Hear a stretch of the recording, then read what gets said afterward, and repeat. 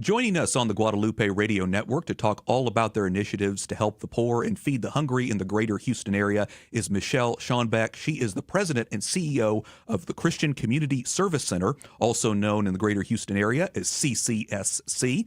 She's here to talk about the strategic vision for the organization and also about all the ongoing work in their food pantry as well as their clothing drive as well. Michelle, welcome back to the KSHJ studio. Glad to have you back. Great to be back. Good to see you.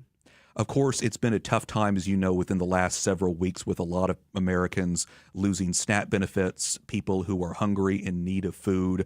I can imagine that's translated here across the greater Houston area, which is what CCSC serves. Right. You guys have a number of different initiatives that you do.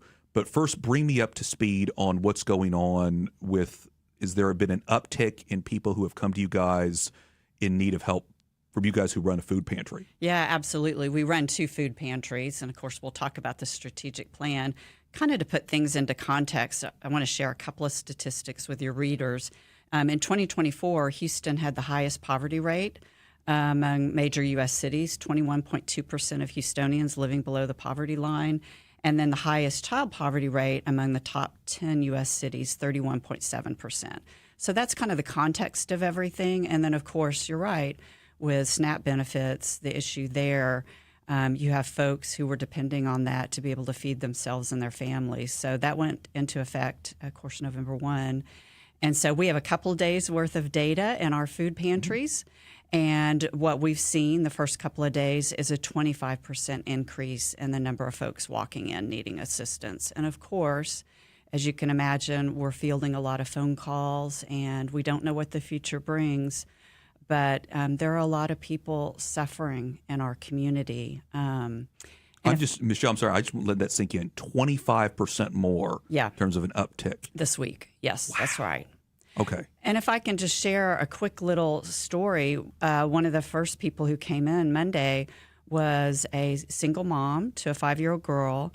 She had been in the military. She'd been an IT technician in the military, and she completed her duty to our country and resumed civilian life, and is currently getting a certificate to be able to go into IT, and needed her SNAP benefits during this interim time while she was getting her educational certifications. And so she walked in on Monday needing help because she depends on that to feed her and her daughter. And she has a plan. She's getting what she needs educationally, and she'll be successful in the workforce. So she needed what we were able to provide, which, was the food and the referrals to other programs within our ministry. It sounds like a great example of the kind of people that you guys are trying to help here in the greater Houston area, those who are looking to further their education, make a better life, need that little extra help. That's right. When stuff like that happens. So then let's take a step back. I want to talk more about efforts for local food drives. Yeah. But let's first start with just giving some people some context for CCSC, again, Christian Community Service Center. I had mentioned, Michelle, that you guys run a food pantry, which a lot of people depend on. You guys partner with a number of different churches. But take me a step back. What is the goal of CCSC? What's the mission? What's the vision in general? Yeah, thank you. So we are 45 years old. We were founded in 1980. By 6 churches that felt like churches ought to be working across denominational lines to alleviate poverty. So today, we are a coalition of 42 Christian churches united in service to the needy. We are all about meeting the needs of the poor. And so part of what we say is our churches represent different ways of interpreting Christianity and different positions. Maybe they take communion and the Eucharist different. But we are united in that Christ called us as disciples to follow the poor, to serve the poor. And so we have 42 very unique churches. And for your viewers, I'd like to say we have 7 of them that are Catholic and are super supportive of what we do. And I'd like to recognize those churches. Sure, we'll give a shout out. Yeah, I want to give a shout out. St. Anne, St. Michael, St. Vincent de Paul, St. Joseph, St. Teresa, Holy Ghost, and Holy Rosary. They are very committed to our work, and we're so grateful for all the ways that they support what we do. And I know I've talked with many people at those churches who are so happy to partner with you guys because it really helps to have an organization that spearheads a lot of these efforts to help the poor, Yeah. to feed the hungry. It's hard to do it at an individual church level or an Totally. individual parish level. And that way, not only are they able to coordinate with you guys, but you guys draw volunteers from all of these different churches to come, for example, food pantry or help sort through clothing donations, that kind of thing. Like you mentioned, this has been going on now for decades, Yeah. the work that you do. You had mentioned St. Vincent de Paul, so I Yes. want to give one more shout out to them because they are doing a food drive. Again, as you and I mentioned, Michelle, the need is there in the greater Houston area to feed those who might have lost their SNAP benefits or just families in need of food.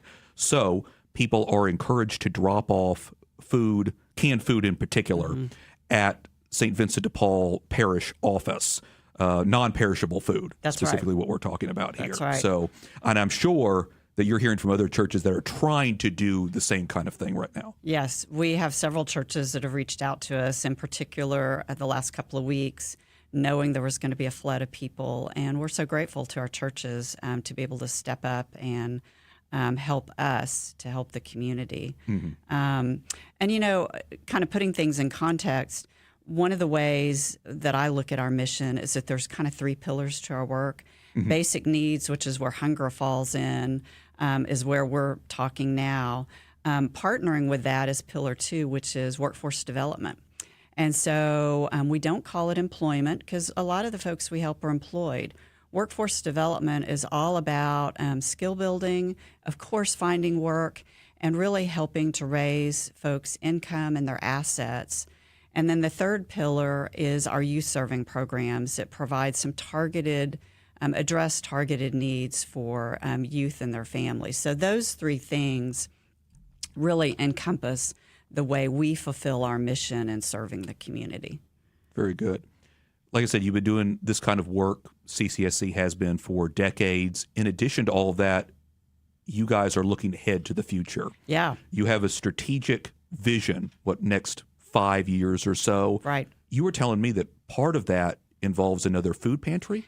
It does. So we are super excited about our vision. So our board and staff spent 2024 going through a strategic planning process. And what we arrived at is a statement that says by 2030, which will be our 50th anniversary year, we want to be helping 50% more clients in the basic needs and workforce development areas. So we're already making shifts in our workforce development areas, in particular adding some things, improving our systems and processes with the goal of how do we get people through very efficiently. But with that in mind, one of the things our research showed is that the east side of town is underserved. So we are going to be opening up a third food pantry on the east side of town in the summer of 2026. And we're partnering with the Sisters of Charity, and it will be aligned with the St. Austin Center. So we're working to make that happen right now. And that'll mean our food pantries really, once we're up and going there, will be on the east side, central, and southwest Houston. And so that's where we're aiming for. And it's a bold vision. It's exciting, though. It is. You know. It's, if you run a for-profit business and you're saying you want to have 50% more profits in 5 years, it's not linear, but you're saying essentially 10% profit a year. And that's really what we're aiming for. So it is all hands on deck. If your listeners are excited about this, get on our website. Follow us on social media, CCSC Houston. We'll have updates there on our strategic plan, how you can volunteer. We're going to need more volunteers, how you can engage.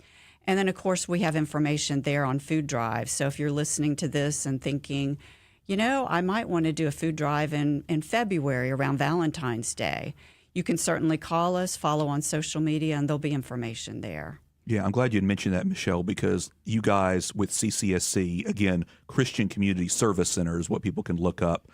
Like I said, I had mentioned the St. Vincent de Paul food drive, but as more of those food drives happen within the next weeks, several months, Right. you guys will post all that on the social media. That's right. That's going to be beneficial because if somebody wants to give non-perishable food items and they want to do so in their local area, they don't want to have to drive too far.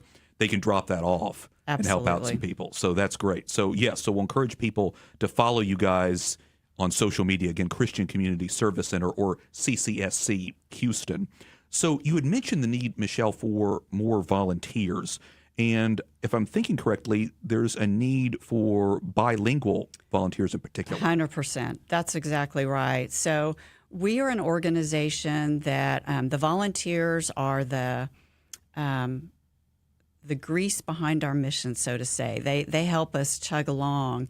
So if you were to walk through one of our food pantries, our staff handle the administrative part, which is vital. They organize and train our volunteers and work with the data and all the systems.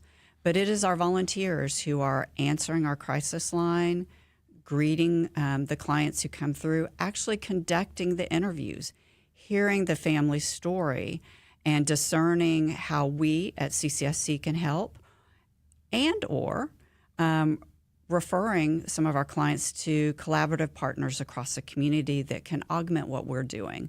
Obviously, training is involved there. Sorting clothes, sorting food, sorting donations, assembling food packages, things like that. And yes, bilingual volunteers are especially needed. So if you're listening to this and are interested, or maybe you're thinking you're going to retire in a year and you're wondering how you can make a difference in the community, I hope you'll consider CCSC as one of those options. Tell me again how different ways that people can volunteer if they have some of those skill sets. Like I said, we know we have a food pantry, clothing, but can they help in workforce, just in general communication with people? Or yes, so we have volunteers in our workforce development area. For example, doing soft skill workshops. We have on communication. We have volunteers who will come work one-on-one with clients and do mock interviews, help provide constructive feedback on resumes, share their expertise and their professional lives to really strengthen our clients as they move forward. So there's ways to get involved in the workforce development areas as well. I want to go back to when you were talking about the strategic vision and thinking ahead for CCSC for the future. You know, Houston, greater Houston area continues to be an area that's growing. There's so many different churches, so many different areas. Again, you guys are expanding again to build that new food pantry. But in general, how much of it is a challenge for you guys to try to serve as many people as you can in an area that is very spread out? It's hard to get to everybody all the time. And I know that you guys want to do more, but I can imagine sometimes it's frustrating when it's just difficult to try to reach everybody and help everybody that you want to. Yeah, that's such an insightful question, Wyatt. So again, if you run a business, let's say you and I operate a gift shop, and there's a run on our gift shop. We have some product that lots of people want. There is a limit to how many people can fit in the gift shop during the hours you're open. Every business faces that.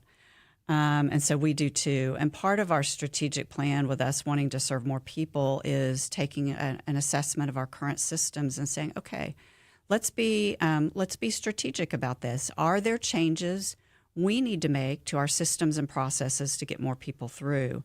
The reality is you're not going to be able to help everyone. That's the hard reality. The other reality is, if we're being really honest, what would be so great is if CCSC in 2024 during our strategic planning discussions was saying, you know what, poverty is going down in Houston. What do we need to do to shift on that and maybe go deeper because there's less people who need what we're doing? That's not the conversation we're having. Poverty is growing. So it's a very different conversation. Yeah. Like I said, the need is there. We had mentioned the fact that you guys partner with some, 42 churches directly, but you ask for volunteers and get response from volunteers from churches and other places all across the greater Houston area. If there were other churches, other Catholic churches, parishes that heard this interview, heard about the work that other Catholic churches that are direct partners with you guys wanted to come on board, what would that entail? Yeah, so the easiest way, of course, I'm sure going through you or our website to connect and reach out to us. And basically, when a church joins us, it's a covenant relationship. And we ask churches to support us with prayers, presence, gifts, and service. And there's not a certain fee, so to say, based on parish size. Different churches have different abilities. So we ask for financial support. But what we're really looking for is a robust relationship. And so talking about the St. Vincent de Paul food drive, we have a great relationship with that church. Of course, they provide financial support. We have a lot of volunteers there who serve. And one of the volunteers, I'm going to give a shout out to Virginia Tubbs, who's a longtime member there. And for 25 years, she spearheaded this food drive. So they also will they've provided their space at different times. So it's a relationship, right? And we have that relationship with all of our churches, in that we see ourselves as integral. We help the church to fulfill the need to serve the poor. It doesn't make sense for there to be 42 food pantries and 42 workforce development areas. But it does make sense for 42 churches to band together and provide not just financial, but human resources together. And we're aligned in that those 42 churches they're all very different theologically, right? But we are all united in that we are called as disciples to serve the poor.